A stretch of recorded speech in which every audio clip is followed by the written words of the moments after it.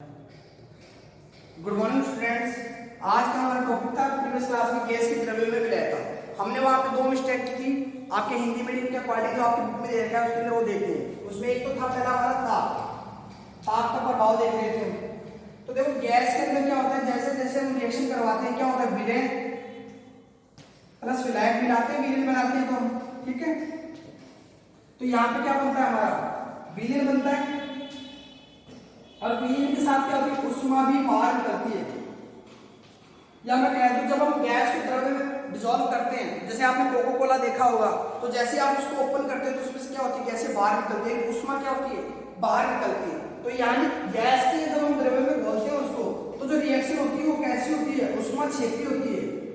अभिक्रिया कैसी होती है, उष्मा क्षेपी अभिक्रिया होती है, ठीक है। उसमें उष्मा क्या होती है, बाहर निकलती है। अब मैं देखो टेम्परेचर दे रहा हूँ उसको, जैसे ही टेम्परेचर बढ़ाऊंगा मैं उष्मा दे रहा हूँ उसको। अब उष्मा दूंगा तो रिएक्शन किधर चली जाएगी, भैया इक्विलिब्रियम साम्य अवस्था में थी, मैं उष्मा दे रहा हूँ तो ये विलयन किसमें कन्वर्ट हो जाएगा, विलयन विलायक में। यानी ये अभिक्रिया कैसी होगी, पश्च अभिक्रिया हो गई है। अब देखो जब पश्च अभिक्रिया हो जाएगी तो विलयन बनने की दर क्या हो जाएगी आपकी, कम हो जाएगी। विलयन कब बनता है, जब विलयन विलायक में घुलता है, यानी कि विलयन क्या हो जाएगा, कम घुलेगा उसमें, तो यहाँ पे विलायकता क्या आ जाएगी, कम आ जाएगी, ठीक है। एक पॉइंट तो आपका ये था। सेकंड पॉइंट हम बात करते हैं हेनरी के नियम की सीमाएं। हेनरी के नियम की सीमाएं, हेनरी के नियम की सीमाएं।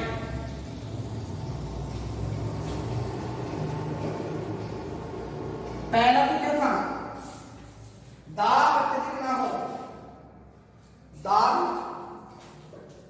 बहुत अधिक ना हो, दाब बहुत अधिक न हो, और ताप क्या है, ताप बहुत कम ना हो। दो पॉइंट ये थे। थर्ड पॉइंट आपका विलायक का था। विलायक की क्या थी आपकी, गैस क्या नहीं होनी चाहिए, उच्च विलय नहीं होनी चाहिए, ठीक है। गैस की विलयता, विलयता उच्च नहीं होनी चाहिए, नहीं होनी चाहिए।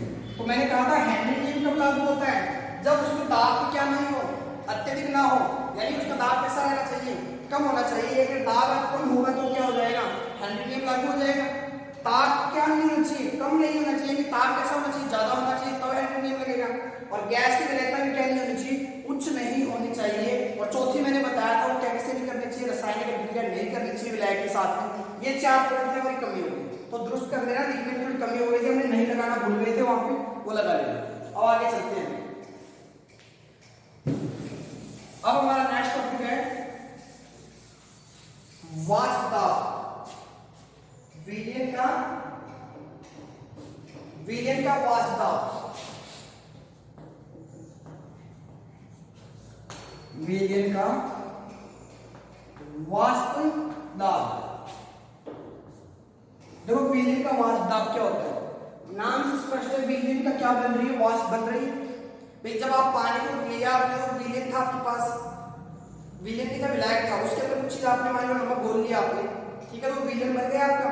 फिर आपने उसको गर्म किया तो उसमें से कौन उड़ेगा, विलायक। गर्म करोगे तो विलायक भाप बन के उड़ने लगेगा।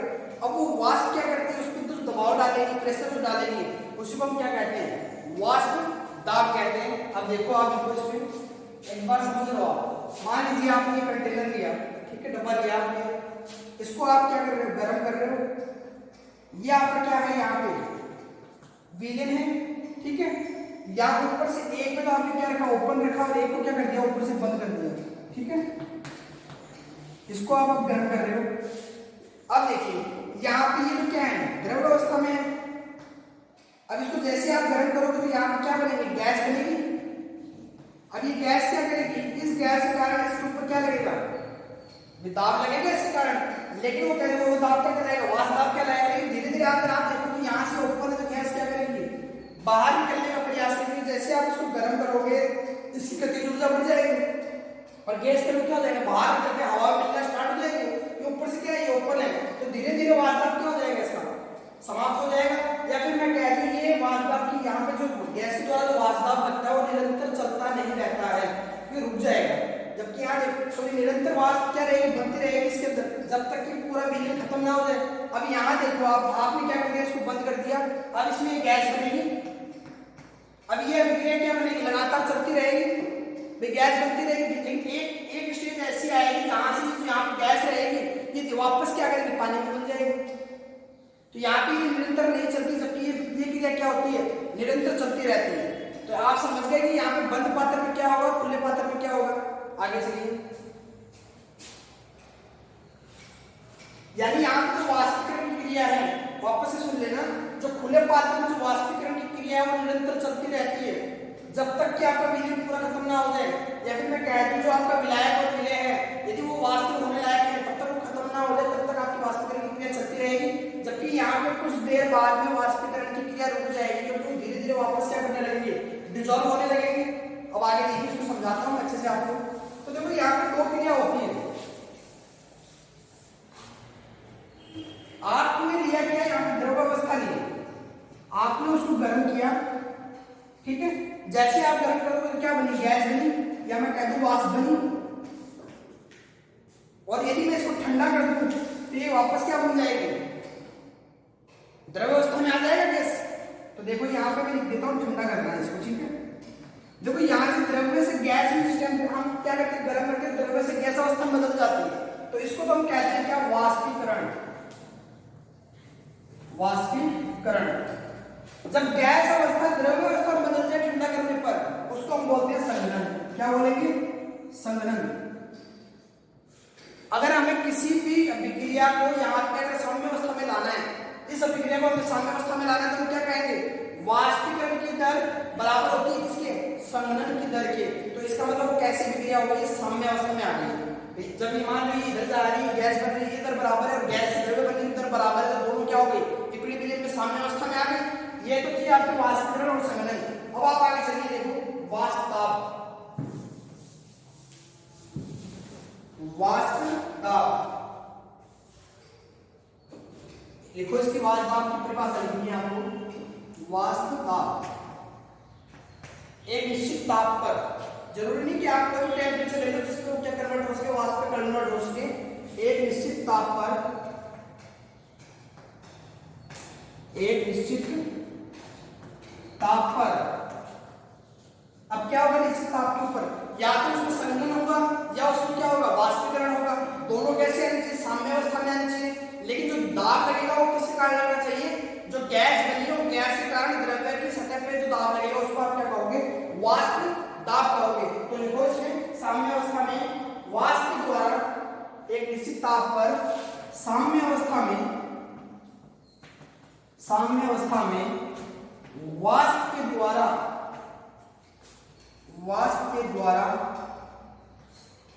द्रव्य की सतह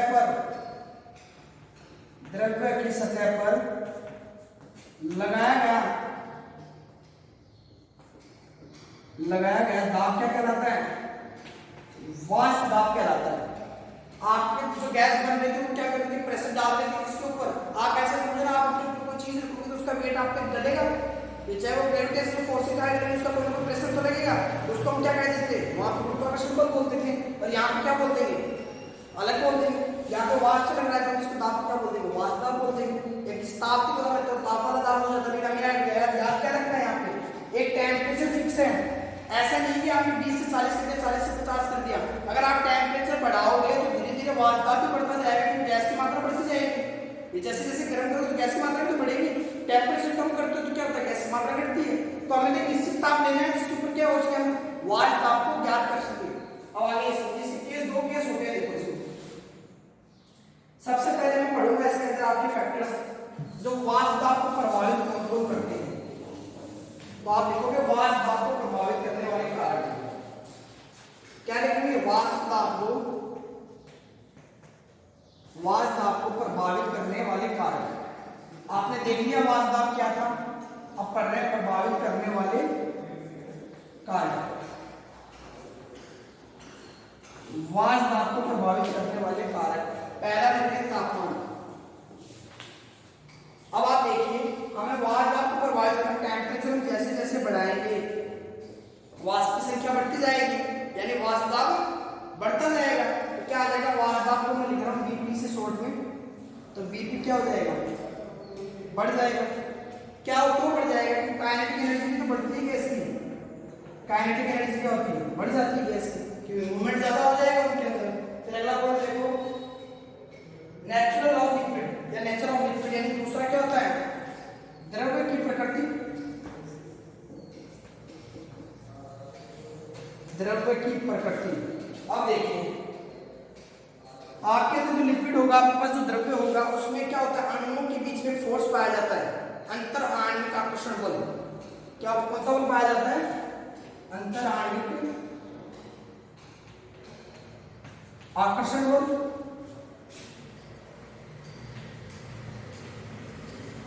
आकर्षण बल।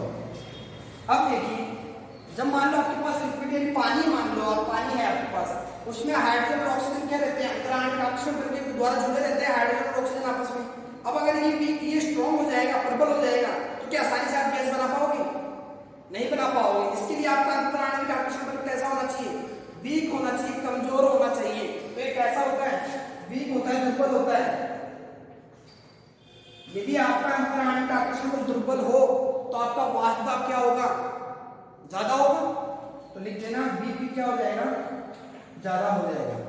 दो पॉइंट देख लिया आप, थर्ड पॉइंट देखिए आप, जैसे मैं आपको एक एग्जांपल भी दे देता हूं इसका। जैसे आपने देखा होगा ईथर और अल्कोहल, अल्कोहल ईथर, देखो मैं बता देता हूं, डाइएथाइल ले लेते हैं CH3 और CH3, ये आपके पास ईथर है, ये आपके पास क्या CH3OH मेथनॉल है। अब आप देखिए यहाँ पे जो ऑक्सीजन है, क्या ये हाइड्रोजन बॉन्ड बना पाएगी, तो ये जो हाइड्रोजन है क्या ये ऑक्सीजन से अटैच हो पाएगा, नहीं हो पाएगा। और हाइड्रोजन बॉन्ड किसको कहते हैं, हाइड्रोजन बॉन्ड का मतलब ये होता है यदि हाइड्रोजन परमाणु दो विद्युत ऋणात्मक तत्वों से जुड़ा हो और उनके द्वारा जो बंध बनता है उसको आपने हाइड्रोजन बंध कहा था। और हाइड्रोजन बंध कैसा होता है, प्रबल होता है।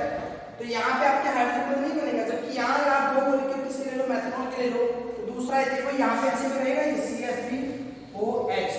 अब ये H में क्या आ जाएगा, एक O, ये H, फिर वापस आ जाएगा CH3। तो यहाँ पे ये देखो दो ऑक्सीजन से रिपीट होकर क्या बना लेता है, हाइड्रोजन बंध बना लेगा। यानी इसमें हाइड्रोजन बंध पाया जाता है, प्रबल होता है। उसकी तुलना में ईथर क्या होता है, वास्तविक और कमजोर होता है इसमें। यानी इसमें अंतराणविक आकर्षण बल कैसा आ रहा है, कमजोर आ रहा है। कमजोर आ रहा है आसानी से ईथर क्या होता है, भाप बन जाता है। अगर आपने ईथर लैब में देखा हो तो फटाफट क्या बन जाती है, उसकी जरा सा गर्म करती है, आप क्या बनाओगे, उसकी भाप बन जाती है। जैसे अगर आप पेट्रोल देखा हो आपने, पेट्रोल हवा में छोड़ते हो क्या निकलता है, हवा के बाद भाप में बाहर निकल जाता है उसका। तो उसका जो अंतराणविक आकर्षण बल होता है कैसा होता है, बहुत ही दुर्बल होता है। फिर आगे चलते हैं थर्ड पॉइंट, बॉइलिंग पॉइंट, क्वथनांक। तीसरा पॉइंट देखिए क्वथनांक, इसको बॉइलिंग पॉइंट से लिख रहा हूं मैं, क्वथनांक को।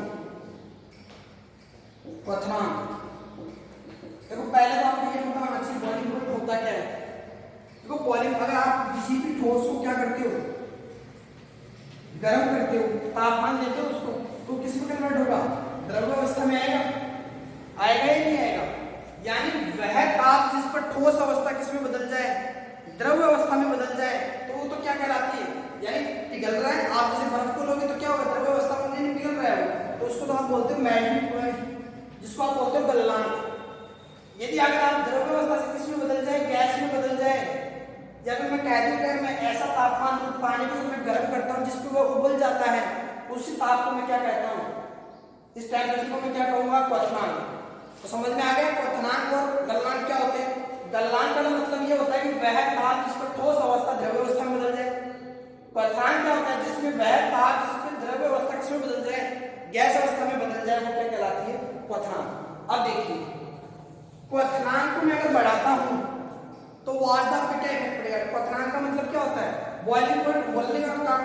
तो मान लो इसका क्वथनांक मैंने बढ़ा दिया, बहुत तेज गर्म कर दिया, तो आसानी से जल्दी से क्या हो जाएगा, गैस में बदल जाएगा। यदि बॉइलिंग पॉइंट बढ़ जाएगा तो उसका वाष्प दाब भी क्या होगा, कम होगा। क्यों, क्योंकि ज्यादा देर तक वो धीरे धीरे चलता है तो उसमें गैस की मात्रा ज्यादा चलती है। अगर आप फटाक से बहुत ज्यादा हीट दोगे तो जलना स्टार्ट हो जाएगा, उसमें गैस नहीं बन पाएगी, गैस नहीं बन पाएगी तो उसका वाष्प प्रेशर क्या हो जाएगा, वाष्प दाब क्या हो जाएगा, प्रेशर कम हो जाएगा। ये याद रखना, ये इन्वर्सल प्रोपोर्शन होता है किसकी, वाष्प दाब की। अब कैसे समझोगे इसको, ये बता दें कि बॉइलिंग पॉइंट जिसका कम उसका वाष्प दाब ज्यादा। अगर आप मान लो पानी को एक काम करो, आप एकदम तेज भी गर्म कीजिए वो उबलना स्टार्ट हो जाएगा, जल्दी धीरे धीरे आप देखो वो खत्म भी हो जाएगा। लेकिन अगर आप धीरे धीरे गर्म करते हो तो उसमें भाप निकलनी स्टार्ट हो जाती है। भाप तो उसमें भी निकलती है, लेकिन उसकी तुलना में आपको क्या होता है, जब आप उसको कम रखते हो हीट को तो उसमें क्या होती है, ज्यादा भाप निकलती है। तो ये रिलेशन आपको ध्यान में रखना है। एक होता है प्योरिटी को आपको दे नहीं रहेगा तो आप छोड़ दीजिए उसको। आगे देखिए राउल्ट लॉ, राउल्ट का नियम, राउल्ट का नियम, अगला टॉपिक हमारा राउल्ट का नियम। राउल्ट का नियम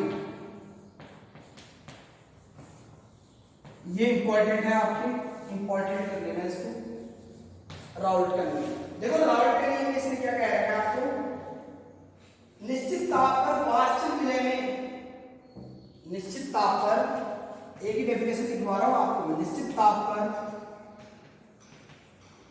वाष्पशील विलय में, वाष्पशील विलय में, विलय में आंशिक दाब, आंशिक दाब, आगे लिखो आंशिक दाब, विलय में प्रत्येक घटक का आंशिक दाब उस घटक के प्रत्येक, आंशिक दाब किसका, विलय में उपस्थित प्रत्येक घटक का, याद रखना उपस्थित प्रत्येक घटक का, घटक का आंशिक दाब उसके मोल भिन्न के समानुपाती होता है, उस घटक के मोल भिन्न के समानुपाती होता है, समानुपाती होता है। तो देखो क्या कहा है, जो आपके वास्तव आपने पदार्थ लिया है, मान लो कोई भी चीज आपने ले ली, उसको आप गर्म करोगे वो वाष्प में बदलनी चाहिए, ऐसी चीज होनी चाहिए। अगर आपने मान लो पत्थर ले लिया, उसको गर्म किए जा रहे तो क्या मतलब वहां पर वाष्प लगेगा ही नहीं वहां पे। तो यहाँ पे कैसा होना चाहिए, वाष्पित पदार्थ होना चाहिए, उसमें विलय के घटक होंगे, प्रत्येक घटक का अपना अपना आंशिक दाब होगा। आंशिक दाब मतलब देखो आप, मैंने बताया था आपके पास एक दाब लगता है, किसी भी घटक के द्वारा दाब लगता है, लेकिन जब बहुत सारी गैसें मिलाते हैं तो उसमें क्या होगा, सबके लिए अलग अलग दाब लगेगा, तो उसको वहां पे हम क्या करते हैं, आंशिक दाब कैलकुलेट करते हैं। तो आंशिक दाब होता है वो उसके मोल भिन्न क्या होता है, समानुपाती होता है, उस घटक के मोल भिन्न के समानुपाती होता है, किसके, जिस घटक का आंशिक दाब ले रहे हो उसी घटक के क्या होगा, मोल भिन्न के समानुपाती होता है। उसके घटक के लिए ना, अगर आप पूरा लिखना चाहो तो घटक के मोल भिन्न के समानुपाती होता है। तो देखो इसने क्या कहा, मान लो आपके पास पार्शियल प्रेशर है, कोई भी आंशिक दाब है आपके पास, वो समानुपाती किसके होता है, x के समानुपाती होता है। x क्या है, मोल भिन्न, मोल भिन्न मैंने आपको निकालना बताया कैसे निकालते हैं। अब इसको अच्छे से समझेंगे कैसे एप्लीकेबल होता है, राउल्ट का नियम होता क्या है। तो देखिए आप केस दो तरीके के केस हो सकते हैं।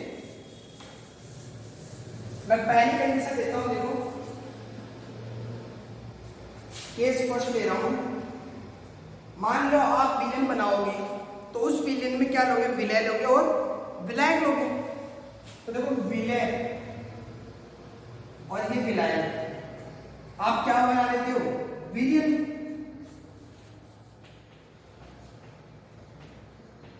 ये तो बनाते हो आप। पहले केस में क्या होना चाहिए, ये भी वाष्पशील होना चाहिए और ये भी कैसा होना चाहिए, वाष्पशील। अब मैं बता दूं, अगर वाष्पशील विलय के लिए, विलय और विलायक के लिए आप क्या देखोगे, अब यहाँ पे अब हम यहाँ क्या निकालेंगे, राउल्ट का नियम लागू करेंगे इस केस में। देखो आप मान लो ये आपके पास कोई कंटेनर है, इसमें आपने एक लिया, विलय लिया, इसको मैं लिखता हूँ ऐसे, विलय को क्या लिख रहा हूँ मैं, ए लिख रहा हूँ। ये प्योर मात्रा में है, यहाँ पे किस अवस्था में रहता है, द्रव्य अवस्था में रहता है। अब आप इसको गर्म करोगे तो यहाँ गैस बनेगी, बनेगी नहीं बनेगी गैस, इसके द्वारा इसको क्या लगेगा, वाष्प दाब लगेगा, आंशिक दाब लगेगा। मान लेता हूँ आंशिक दाब क्या होता है, P नॉट A, A के द्वारा लगने वाला आंशिक दाब, ये शुद्ध था, शुद्ध के लिए बता दिया मैंने यहाँ पे। आगे देखिए इसके लिए जो मोल भिन्न होगा वो क्या रहेगा, X। अब अगला ले लेता हूँ, यहाँ मैंने B ले लिया, ये क्या है हमारे पास, विलायक, विलायक। अब यहाँ पे द्रव्य अवस्था में रहेगा, ये भी क्या करेगा, धीरे धीरे इसमें गैस बनेगी, उसके द्वारा इसको वाष्प दाब लगेगा D का। तो यहाँ पे मैं क्या ले लेता हूँ, P नॉट B क्या है, उसका आंशिक दाब है, उसकी मोल भिन्न कितनी आ जाएगी, X B। अब आप क्या बना रहे हो, इससे इन दोनों से विलयन बना रहे हो आप, इसमें आपने A भी मिला दिया और B भी मिला दिया। ये देखो शुद्ध अवस्था में ले लिया था आपने, शुद्ध अवस्था में विलायक लिया था, ये तो शुद्ध अवस्था में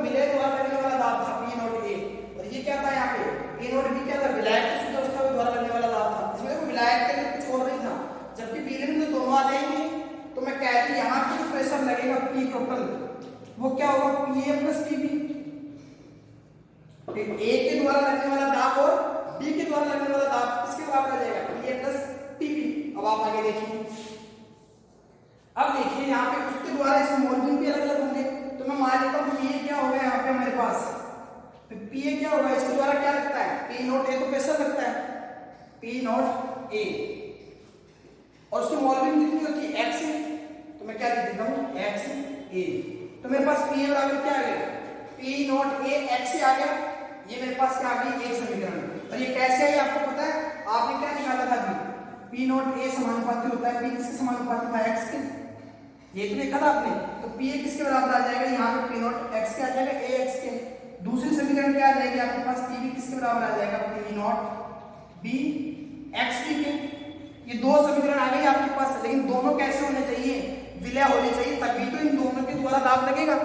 दोनों भाग बनेंगे, विलय भी भाग बनेगा और विलय भी भाग बनेगा, दोनों के द्वारा अपना प्रेशर क्रिएट होगा, उसका हमने कैलकुलेट निकाला है। अब देखिए आप, अगर मैं पी टोटल निकालता हूँ यहाँ से, P A plus P B, तो मैं पी ए का मान रख सकता हूँ यहाँ पे P naught A X plus P naught B X B. जिस समीकरण लिख सकता हूँ मैं तीन, P naught A, P A और पी बी का दोनों का मान रख दिया मैंने, किसमें, टोटल वाले में रख दिया। दोनों को जोड़ने वाले मेरे पास क्या आ जाएगा, टोटल आ जाएगा प्रेशर उसका। अब आप आगे देखिए, आपने पढ़ाया था मैंने आपको एक्स ए प्लस एक्स बी बराबर क्या होता है, 1। ये दो मोल का घटक कितना होता है, 1 होता है। मतलब आप इसका मतलब क्या समझेंगे, मान लीजिए मैं कह दूं एक कोई भी एक चीज है, उसमें एक्स का कितना हिस्सा है और एक्स बी का कितना हिस्सा है। यदि मान लो इसका हिस्सा मैं कहता हूँ 60% है, तो इसका कितना हो जाएगा फिर अपने आप 40%। अगर इसका 50 कर देता हूं तो इसका भी क्या हो जाएगा 50%। यानी अपने हिस्से को बता दें कि वो कितना परसेंट है, एक के अंदर वो कितना है, यानी एक में 2/4 भाग है या फिर कितना भाग वो बताता है। अगर मैं यहाँ से देखो, अब आप ध्यान में रखना, मैं यहाँ पे मान लेता हूँ एक्स बी, मुझे एक्स बी निकालना है, तो एक्स बी एक्स इधर ले जाऊंगा 1 माइनस, तो क्या आ जाएगा 1 माइनस एक्स। इस इक्वेशन से आ जाएगा एक्स बी बराबर, मैं एक्स बी का मान इसमें रख सकता हूँ। तो देखिए पी टोटल क्या आएगा आपके पास, P naught A X plus P naught B 1 minus X. मैंने क्या कर दिया, एक्स बी का मान रख दिया। अब देखिए आप इसको सॉल्व करोगे तो पी नॉट को 1 से मल्टीप्लाई करोगे तो पी नॉट बी आएगा, और एक्स से करोगे तो क्या आ जाएगा पी नॉट बी एक्स के। अब देखो मैं यहां लिखता हूं इसको, पी नॉट बी प्लस यहाँ पे x से कॉमन ले रहा हूं मैं, फिर यहाँ पे क्या आ जाएगा P naught B minus P naught ए। आप इसको सॉल्व करके देख लीजिए कैसे आएगा। देखो यहाँ पे मैंने पी नॉट बी इसको मल्टीप्लाई किया था इससे, तो क्या आया था पी नॉट बी आया था मेरे पास, इसको मल्टीप्लाई करूंगा इससे मैं, तो क्या आएगा पी नॉट बी एक्स। फिर ये देखो ये और इसमें से मैंने x से क्या कर लिया, कॉमन ले लिया दोनों में से, ठीक है। फिर यहाँ पे क्या बचा पी नॉट ए और यहाँ क्या बचा पी नॉट बी, बीच में किसका चिन्ह था, माइनस का चिन्ह था, तो मैंने क्या लगा दिया P naught B minus P naught ए। ये आपने क्या कर दिया, सॉल्यूशन इसका कर दिया। अब आप आगे देखिए,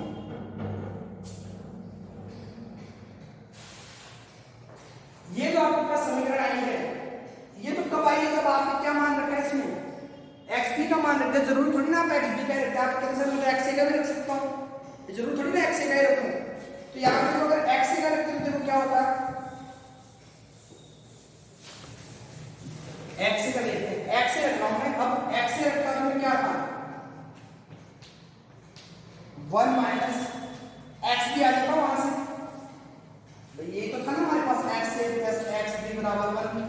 मैं यहाँ से एक्स ए निकालता हूँ तो ये एक्स उधर चला जाएगा माइनस में।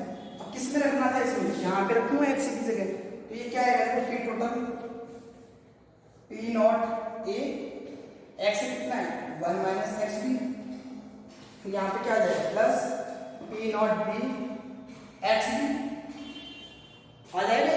अब देखिए आप आगे, मैं इसको डायरेक्ट लिख रहा हूँ पी टोटल। अब क्या आएगा यहाँ पे देखो जो भी आएगा उसका उल्टा हो जाएगा। कैसे, मैं इसको मल्टीप्लाई करूंगा पी नॉट ए फिर पी नॉट एक्स बी, फिर मैं एक्स बी कॉमन ले लूंगा इसमें से, ठीक है। तो क्या आएगा यहाँ पे हमारे पास देखो पी नॉट ए, देखो हमने यहाँ पे किया था पी नॉट बी यहाँ हमने क्या ले लिया था कॉमन, तो यहाँ पे हम क्या ले लेंगे पी नॉट ए कॉमन ले लेंगे। फिर यहाँ पे आएगा कॉमन लेने के बाद यहाँ क्या बचता है हमारे पास प्लस, ये ले लिया प्लस फिर हमने यहाँ कॉमन क्या लिया था, एक्स बी, एक्स ए कॉमन लिया था, इसमें क्या था, यहाँ पे एक्स था। ये सॉल्व करके नहीं लिख रहा हूँ मैं पूरा, तो यहाँ पे मैं क्या कॉमन ले लूंगा, प्लस के बाद में एक्स बी कॉमन ले लूंगा।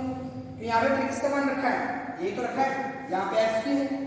फिर आगे क्या करोगे आप, एक्स बी कॉमन लेने के बाद में यहाँ बच जाएगा आपके पास पी नॉट बी माइनस, या फिर P naught B minus P not T, ये रख दोगे। अगर आप चाहो तो यहाँ पे कंफ्यूज नहीं होना है आपको। कैसे किया ये भी देख लो आप। जब आप इसको मल्टीप्लाई करोगे तो आपके पास क्या आएगा, पी नॉट ए, फिर एक्स बी से मल्टीप्लाई करोगे तो क्या आ जाएगा, P naught A X B, ये तो आएगा आपके पास। अब ये देखो, ये भी क्या है, P naught B X B था, और ये क्या था, पी नॉट ए और एक्स बी था। यहाँ से मैंने एक्स बी कॉमन ले लिया, बचा क्या आपके पास, पी नॉट बी और पी नॉट ए, तो पी नॉट बी और माइनस पी नॉट ए। इस प्रकार आप अगर किसी भी चीज का आप क्या निकाल लेते हो, प्रेशर निकाल लेते हो, यानी आंशिक दाब का क्या कर लेते हैं, फिर दाब निकाल लेते हो। यही संबंध किसने बताया था, कि उन्होंने कहा था जो दाब जो होता है, प्रत्येक घटक का जो आंशिक दाब होता है वो क्या होता है, मोल भिन्न के समानुपाती होता है। ये किसने बताया था, राउल्ट ने बताया था। और हमने पहले केस में क्या किया, दोनों ही पदार्थ कैसे ले लिए थे, वास्तविक लिए थे, कौन, विलय और विलय। इनके बीच में कोई ग्राफ और होता है, वास्तव और उसके बीच में मोल भिन्न के बीच में मोड़ देख लीजिए आप एक बार, रटने की मतलब नहीं, संख्या इधर उधर हो सकती है। इन्होंने क्या कहा, यहाँ पे आपको लेना है वास्तव और यहाँ पे आपको लेना है मोल भिन्न, ठीक है। इन्होंने क्या कहा कि यहाँ पे मान लीजिए आपके पास एक्स ए बराबर क्या था, 1 था। मान लो पहले आपने ए के मोल मिला रहे हो, आप विलयन बना रहे हो, मिलाते मिलाते क्या होगा, यहाँ पे एक्स की मात्रा क्या था, ये 0। यहाँ पे जब आपने ए मिलाया तो उसको बी क्या था, 0 था, एक्स बी बराबर 0।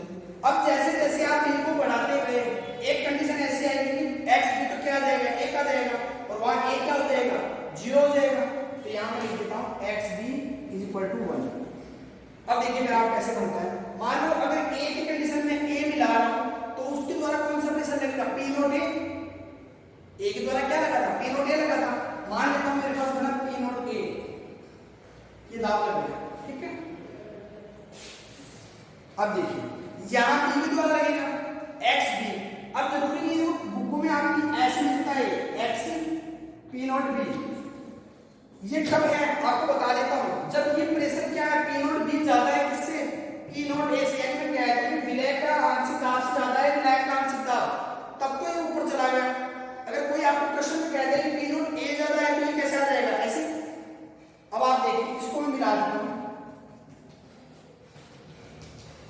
ठीक है। तो ये आपके पास आ जाएगा पी ए किसके बराबर आएगा, पी नॉट ए एक्स।